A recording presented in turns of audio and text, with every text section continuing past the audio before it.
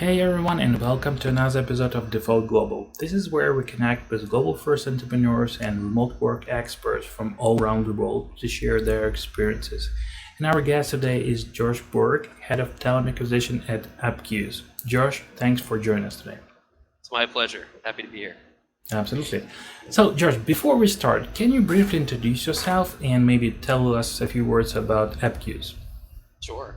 So, as you mentioned, I am the head of talent here at Appcues. My role, as I'm sure everybody could probably tell, is really to bring in people into the organization around the world. And as far as what Appcues does, what we're doing is we're really enabling our customers to build experiences their users love. Today, we're best known for building user onboarding flows and in-app messaging. So it's super simple. It's a no-code solution. All our customers have to do is take a snippet of our code, drop it into their application, and then their users can then just activate our browser extension over their website or web application and build their user onboarding flows directly on screen. It's super easy to use, but there's a ton of opportunity within the product to target those flows to the specific types of users that need them most. At the end of the day, all of our customers are really thinking, how do we retain customers in this kind of environment? It's a huge component of those strategies. So we've been very fortunate to see that business continue to grow over the past few years. And as a part of that, we've had the opportunity to expand our talent globally as well. Okay, sounds good. And speaking about that, I know that you have over 100 employees, right, in 11 different countries, right? 91 today. And 91, I think we're okay. currently in 9. Okay. And 11 countries, right? Or I think 9 countries. 9 countries, okay. Yeah, sorry. We're in the US, Canada, Brazil, Colombia, Mexico, the UK, Spain, Portugal, the Philippines, and Paraguay. It might be 10. Okay. Sounds good. And maybe you know this, but what are the main motivation for Appcues to hire globally? Maybe what was the motivation before when just your founder just started this business, and what is your main motivation right now? Is it driven by cost reduction, local talent shortage, or some competitive dynamic? Can you tell us a few words about this? Sure. So during the early parts of the pandemic, our organization made the decision to go remote native. Mm-hmm. Previously, we actually had an office space in downtown Boston. A lot of us are still around that area. I just happen to be in the space myself, coincidentally, but a lot of the group still is here. But a lot of folks did eventually start to kind of migrate out. And so as a result, I think the organization really saw that we were very successful working remotely, despite having been more of a traditional startup on-site culture in the past. And so given that success, they began to look outside of the US, particularly I think initially in engineering, in order to continue to bring on the best talent in a very competitive market.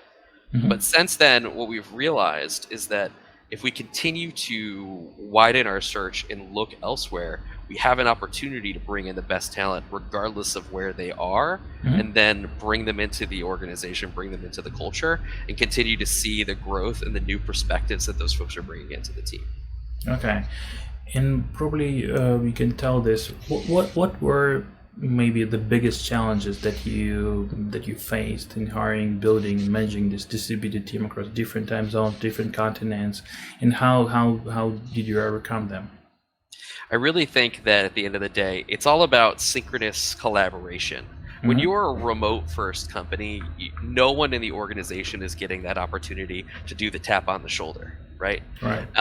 Everybody's communicating through Slack, through email, through other opportunities, getting on Zoom meetings. When you have people in lots of different time zones, it can be challenging. I think what we've learned over time as we've continued to iterate on our remote strategy is that we're best served by a remote population who are largely in or near the same time zones. And so while we do have a few people in Europe, we do have somebody in the Philippines, most of our workforce is actually in North or South America, working typically closer to US Eastern Time hours. The goal really at the end of the day is in many teams, we're working asynchronously But if anybody, for any reason, thinks that they would be better served by working synchronously, we need to make sure that we have that option. Just whatever the best way is to get that work done, that's what we've done. And so we really have kind of coalesced around certain time zones. Okay. And so I understood that time zones is kind of super important for you, but maybe are there any other criteria for how do you prioritize where to hire, like in which country? Were there any kind of specific factors that influence this decision? For example, okay, so let's hire in Brazil or hire in Mexico or somewhere else. Are there any criteria that you have? Sure. It's actually been interesting. The way that we have kind of moved into other countries has really happened organically. So really, we started hiring remotely in other countries back in probably mid to late 2021. So probably a few months or so before I joined the organization. And right away, we found success bringing in people who were coming through our new employees networks, and as a result kind of built out these teams of people who knew great people in their space of work, in their market, better than we would have trying to less organically dive our way into those talent markets. And so as a result, we've gained more expertise through the expertise of the people we've brought on board. And I'll tell you what, a good, healthy referral program will do that. Some of our engineers have done very well utilizing that program, and it's been very, very successful for us as a group. So you're saying that you don't have any kind of checklist or ranking system for determining the attractiveness of specific location where to hire? Not specifically. We do certainly look into some of like the legal complexities of different markets. But I say that, and some of the biggest challenges we have today with folks or with countries that we have business in, specifically around things like getting equipment out there or elsewhere, is in Brazil, but that's our second biggest team. So we haven't let that stop us. We go where the talent is and where we can make sure that the collaboration will be there, and we make sure that's our guiding light. Okay, cool. And speaking about legal part of this, so there are a couple options on how you can hire, right? You can hire through employee of record companies like Dealvoiced or whatever.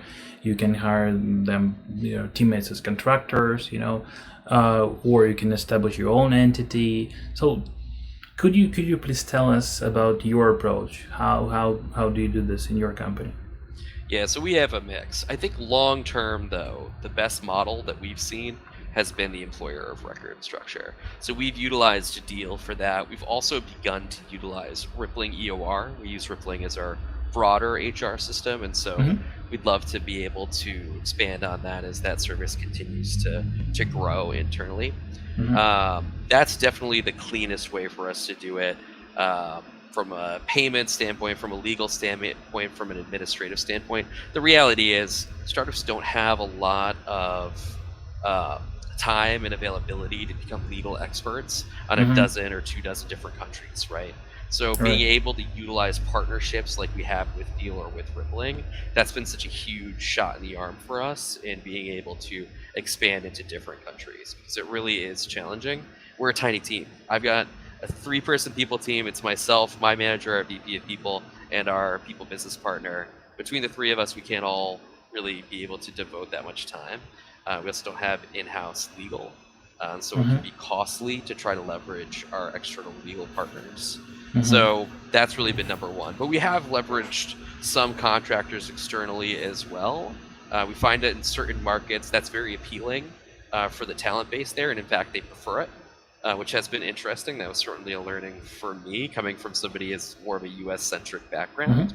It's interesting to see how some of those preferences can change based on the nation. And speaking about talent, as a head of talent acquisition, how do you assess and determine the right criteria for hiring globally, right? Are there any specific skills or qualities you look for in remote employees that are, I guess maybe they're different from on-site employees? Yeah, that's a great question. When you're a remote native, everybody has to be a self-starter. There's just no checking in Right. at the same pace. And look, every startup wants a company of self-starters. Everybody wants that. But there is definitely a higher premium when you're remote native or when you're across so many different time zones, where it's, in the past, if I wanted to check on my team, I just check on them. Today, if I want to check on a team, I need to be able to reach them by Slack. I need to be able to reach them by email. Now you're starting to stratify the layers of which you're trying to get back to people who are checking in on that. You just need to know that people have the drive and energy to go after it and get their work done without needing somebody to look over their shoulder. Definitely not a lot of room for micromanagers here. People won't enjoy it, and personally, I prefer that too. You just need people with that type of personality.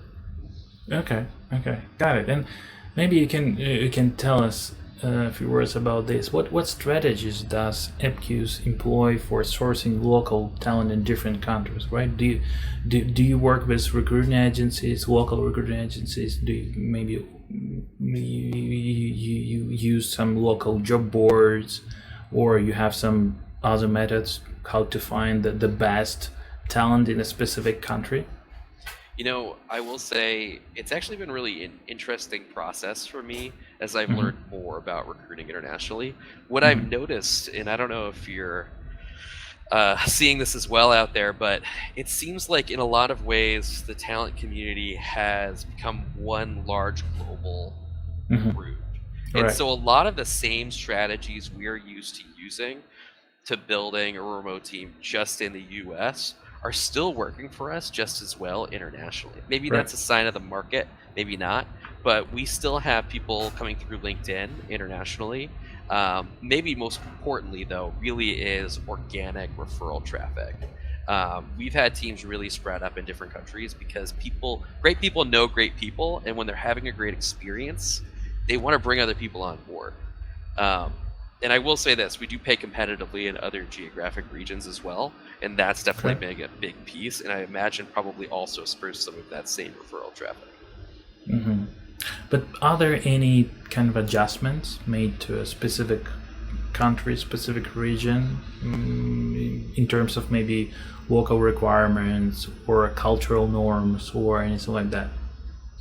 Yeah, it's been actually an interesting process because I would actually say not really. Again, I really came into the process anticipating that it would be quite different. It was years ago now, but I helped recruit a small team in Spain for a previous company, and at the time I did feel that there were some differences. Still largely, again, many of the tools that we were used to using worked to a degree, but LinkedIn, for example, not as big in Europe at the time as it certainly was as part of our strategy in the US. Today, I don't really necessarily find that there are quite as many differences, and I do think part of that is so many US-based companies opening up to global workforces has encouraged that global workforce to jump onto many other previously US-centric platforms. And so it really hasn't changed too much. I would actually say, if anything, many of our processes are better appreciated by our talent that we're bringing in from other countries. Give you an example. We find a much larger completion rate outside of the US for our coding exercise than we do for candidates inside the US, which has been interesting. And I really do think people just want to get here, so that's a part of it. It puts us maybe in a position where we don't have to be as efficient with our process because people are coming in knowing Appcues is a really, really great destination for international talent. But I do think that as a result of the competitiveness and also largely the differences in pay from U.S. employers versus local domestic employers, there is an appetite to pursue processes that may have previously looked much more America-centric. Okay. And in your opinion, what are some common pitfalls and mistakes that companies make when hiring globally, and how can they avoid them? Maybe any kind of advice you can provide that. Yeah. That's a good question. Evaluate your culture. You need to have the right champions to bring these folks into the organization. If you leave your international talent stranded, particularly if you have more of a hybrid model, that could make it very challenging for them to get up to speed and produce. So I do want to make sure, like, any organization that I would join has the right champions in place in each department that has an interest in hiring internationally, to make sure that everybody stays involved, because those people are likely to be very much fully remote. If your rest of your country is not already efficiently doing full remote, then you need to make sure that you're paying special attention to that group within your organization. As far as other pitfalls, I would say one thing that's been very valuable for us is we do really try to make sure we're bringing in strong English speakers. The reality is the vast majority of our work was being done, or collaboration was being done, in English before going internationally. And so we have indexed highly on bringing in strong English speakers so that they're comfortable interfacing with folks who may not necessarily have a multilingual background, to be able to comfortably communicate with them. Okay. And let's talk a bit about the onboarding process, right? Could you share with us how do you manage this onboarding process in your company while having teammates in different countries, time zones, and even continents, right? Yeah, it's actually been an interesting process, because we've had to change vendors. We've made different shifts in order to accommodate that. I would say in the vast majority of locales that we work with, we have very little issue getting equipment, getting new hire information, or like gear, for example, a t-shirt or a hat, to our teams. But in Brazil specifically, we have run into a lot of challenges on that. And our previous vendor for new hire gear basically was like, we're not going to be doing Brazil anymore. Like, for a lot of legal and logistical reasons, they're not able to do it, and they've given very good reasoning for it. So frankly, we had to switch. We're actually utilizing Swag Up now for our new hire swag. And then in the past, we've even had to reimburse local contractors within Brazil, whether to use their own equipment or purchase new equipment, for them to buy it locally at substantially steeper cost than it costs for us to get equipment and shipping for folks in other countries. So that has definitely been a logistical challenge for us. But today it actually does run quite smoothly. It's all done through Rippling. Now I will say I say it smoothly, but I'm sure that the team that's handling this probably may disagree with me. I'm sure there are things that I don't even see after I make the hire and push that process on to our security and information team. But they're getting that equipment out and getting it out in time to the folks that we're bringing on in different countries today, more smoothly than I've ever seen it done in the past. Okay. Any other challenges in terms of onboarding except the equipment stuff? Yeah, I think that,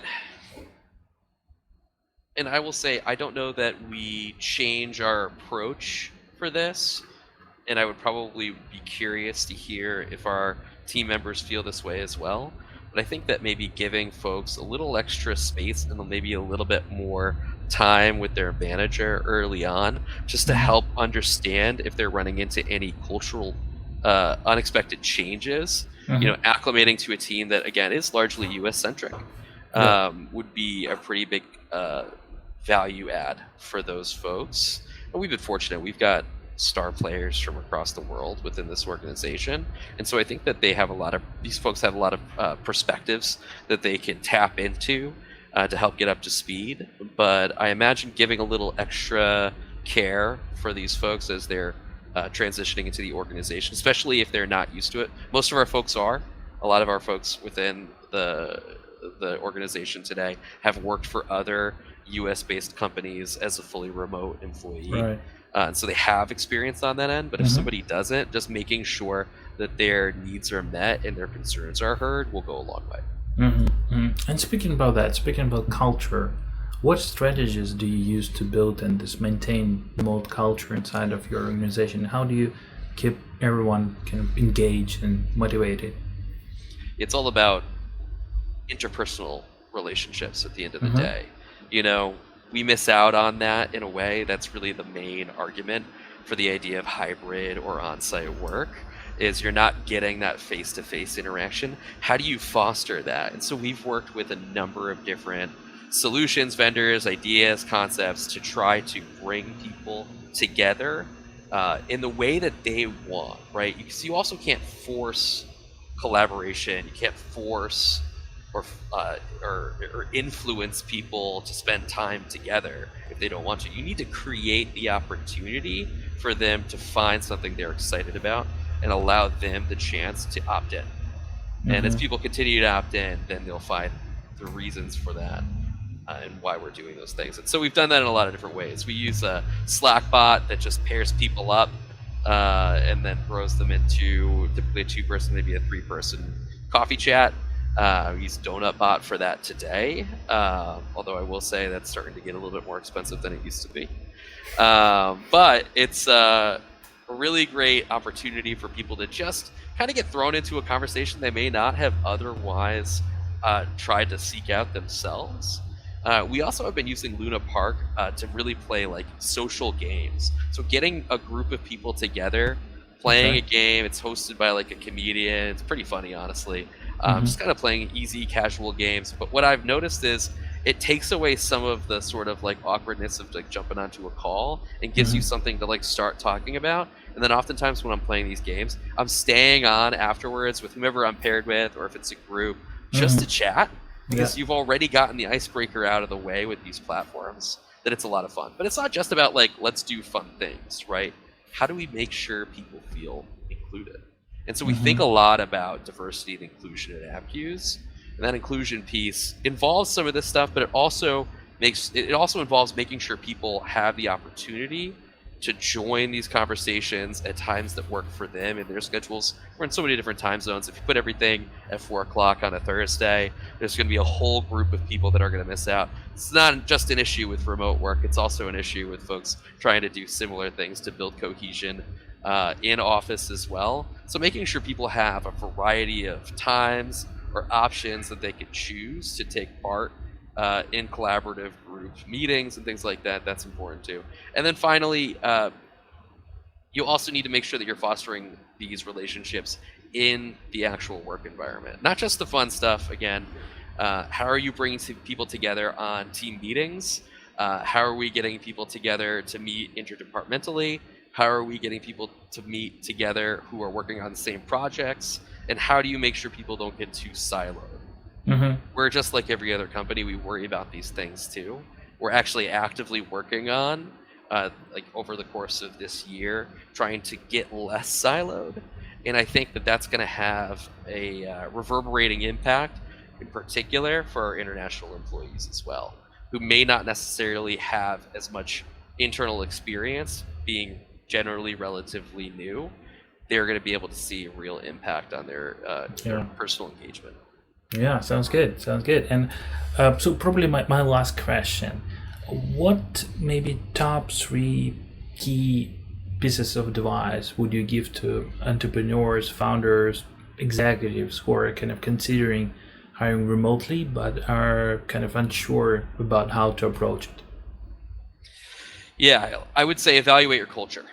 Do you have those champions that are willing to take the time to help foster the drive to like include everybody, to help build that change into the way that your organization schedules meetings, runs collaborative events, runs their projects? Make sure that you have really considered how your culture today needs to be adjusted in order to better ensure that these new employees are going to feel heard and included. Second would be, don't stall out in hybrid mode. You know, if you're going to do hybrid, lean more towards remote. There's a ton of research out there that I'm sure most entrepreneurs who are considering this have probably already read around how people can feel like they're falling behind when they're excluded from sort of the daily water cooler style transactions that are happening in the office, especially in meetings. You know, make sure that everybody's independently on their own laptop. You're not just having one room-wide camera of the 10 people in the office and then the 4 people who are at home are just on theirs, because they're going to easily be kind of forgotten about. This is not stuff Yeah. that's new, right? It's been happening for ages, Yeah. even before the pandemic pushed most of us home for the first time. Don't let your remote workers fall behind their on-site colleagues in that realm. It's just going to really damage your ability to build that sort of team. And finally, evaluate your market advantages. Like, are you in a competitive talent market today? Like, are you finding that you're struggling to bring in the right people on site? I could tell you, this is my favorite aspect of it, just in my own job. My candidate pools are enormous here. You know, I mean, we can't even evaluate all of the talent that's coming in with interest today. It's just impossible. I posted a BDR position the other day. Within 2 days, I had 400 applications. Crazy. I mean, it's just it's almost impossible to filter through all of the talent, which means we could be extraordinarily picky with the type of profiles that we want to bring in. It's a huge advantage, and some of our strongest performers, without a doubt, are folks we brought on internationally in just the last year and a half. And so once you start seeing that talent snowball, it becomes very easy to understand why people do this. But remote is such a huge draw today, particularly for technical personnel, but really for everyone, that you're just really going to see, as long as you're comfortable with people being fully remote, whether you're hybrid or remote, you're going to see an enormous amount of draw to your job posts and a more enormous amount of interest in your open opportunities. So definitely make sure that you're taking that into account when you're considering how that adjustment may impact your organization. Yeah, that's definitely a good one. Okay, I guess we're good. So thanks a lot, Josh, for sharing your insights on traditional hiring, remote first culture, the challenges and obstacles of global hiring. So yeah, thanks a lot. I appreciate your time. It's my pleasure, Ben. Thanks again. Absolutely.